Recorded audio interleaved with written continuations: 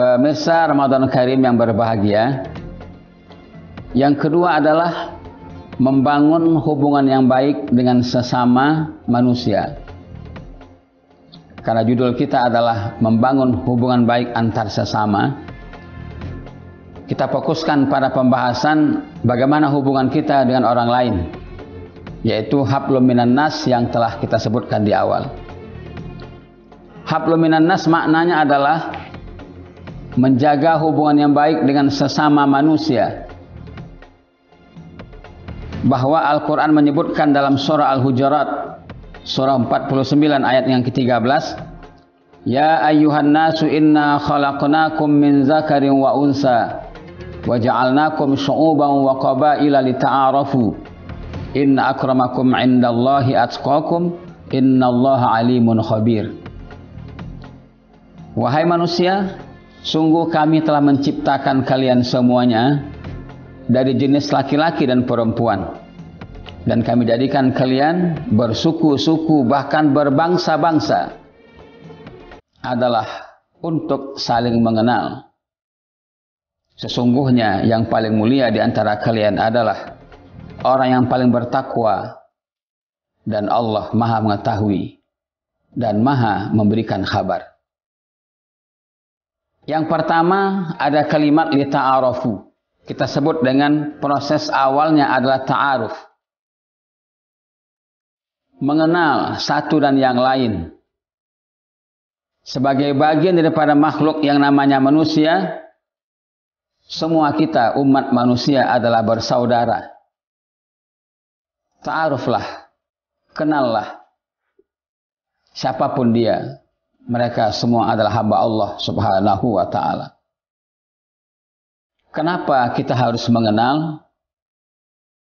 Yang pertama karena memang kita sebagai manusia, ketika kita mengenal orang lain yang juga kita kenal kepribadiannya, kita kenal watak dan perbuatannya, tradisi dan budayanya, ini akan menambah keluasan khazanah wawasan kita bahwa yang namanya manusia diciptakan Allah berbangsa-bangsa dan bersuku-suku tadi punya kecenderungan berbeda dalam menjalani aktivitas kehidupannya.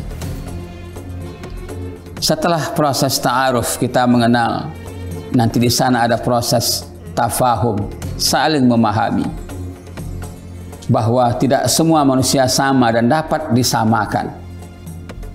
Masing-masing punya kecenderungan berbeda dalam aktivitas dan kesehariannya. Tafahum kita, memahami. Setelah proses tafahum, nanti ada ta'awun. Ta'awun adalah saling menolong, saling bantu-membantu. Bahkan Al-Quran menyebutkan wa ta'awanu 'alal birri wat taqwa wa la ta'awanu 'alal ismi wal 'udwan. Bertolong-tolonganlah kalian untuk melakukan perbuatan baik dan perbuatan yang dapat mendorong kita untuk lebih bertakwa kepada Allah. Jangan sekali-kali kalian bertolong-tolongan untuk melakukan perbuatan yang buruk dan perbuatan yang dapat menimbulkan dosa. Ini jelas perintah Allah untuk kita agar bisa berta'awun. Menolong antar sesama merupakan perbuatan terpuji para pemirsa rahimakumullah. Tentu tidak ada ruginya kita menolong orang lain. Bahkan Rasul menyebutkan tenagamu yang kau berikan untuk menolong orang lain mengangkatkan sesuatu yang memberatkan kendaraannya merupakan sedekah bagimu. Jadi ta'awun adalah satu bab tersendiri bagaimana kita bisa hidup ini saling bertolong-tolongan. Umat manusia pada hakikatnya adalah sama, mengemban amanah yang sama untuk mengelola bumi, bertanggung jawab kepada Ilahi Rabbi. Dan untuk melakukan itu tentunya tidak bisa dilaksanakan secara sendiri-sendiri. Kita perlu bersama-sama. Setelah sampai kita pada tingkatan ta'awun, satu tingkatan lagi namanya tarahum. Tarahum maknanya saling menyayangi. Apa yang kita tidak ingin terjadi pada diri kita, kita pun tidak ingin terjadi itu pada orang lain. Masya Allah. Ini perlu perjuangan tentunya. Setiap kita paham bahwa kalau kita mencubit diri kita sendiri dan itu terasa sakit, pasti juga untuk orang lain merasakan hal yang sama.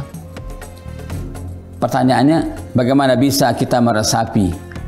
Bagaimana kita bisa merasakan apa yang dirasakan orang lain ketika keburukan menimpa dirinya? Sama seperti kita tidak ingin keburukan tersebut menimpa diri kita. Membangun hubungan baik dengan sesama kita merupakan satu pekerjaan besar umat manusia. Bukan hanya untuk tingkatan satu negara, bahkan seluruh dunia ini. Kerjasama umat manusia antar benua di seluruh alam.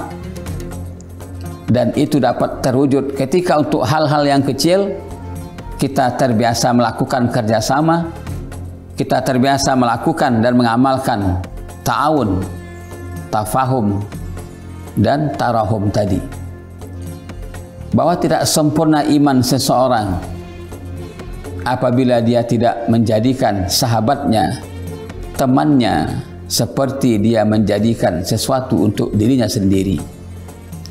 Begitu hebat etika Islam dalam pergaulan, sehingga ada rambu-rambu pergaulan yang mesti kita taati. Bahkan ketika marah pun ada adabnya. Ketika hak kita diambil orang lain pun ada adabnya untuk kita memprotes atau memprosesnya. Tidak semata-mata, sekalipun kita ada pada pihak yang benar, tentu ada proses untuk menyatakan kebenaran. Kenapa demikian? Memuliakan hak-hak orang lain. Maka tentu dalam dunia hukum kita mengenal ada istilah azas praduga tak bersalah. Sebelum seseorang terbukti bersalah, kita tidak boleh menyatakan dia bersalah. Islam pun demikian.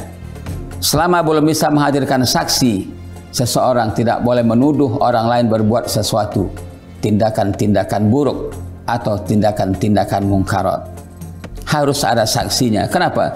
Memuliakan hak-hak orang lain sehingga dia tidak terfitnah, tidak terzolimi dengan ucapan-ucapan seseorang. Maka oleh karena itu, permisa yang budiman yang dirahmati Allah Subhanahu wa taala merupakan tahapan kedua setelah kita bisa berbuat baik, menjalin komunikasi dengan Allah kepada manusia pun kita harus melakukan hal yang sama, karena kita hidup ini adalah bersama dengan orang lain. Sukses kita di awal saya sebutkan karena banyak orang terlibat untuk kesuksesan itu. Insya Allah kita akan lanjutkan setelah pesan-pesan berikut. Tetaplah di program kita Ramadan Karim.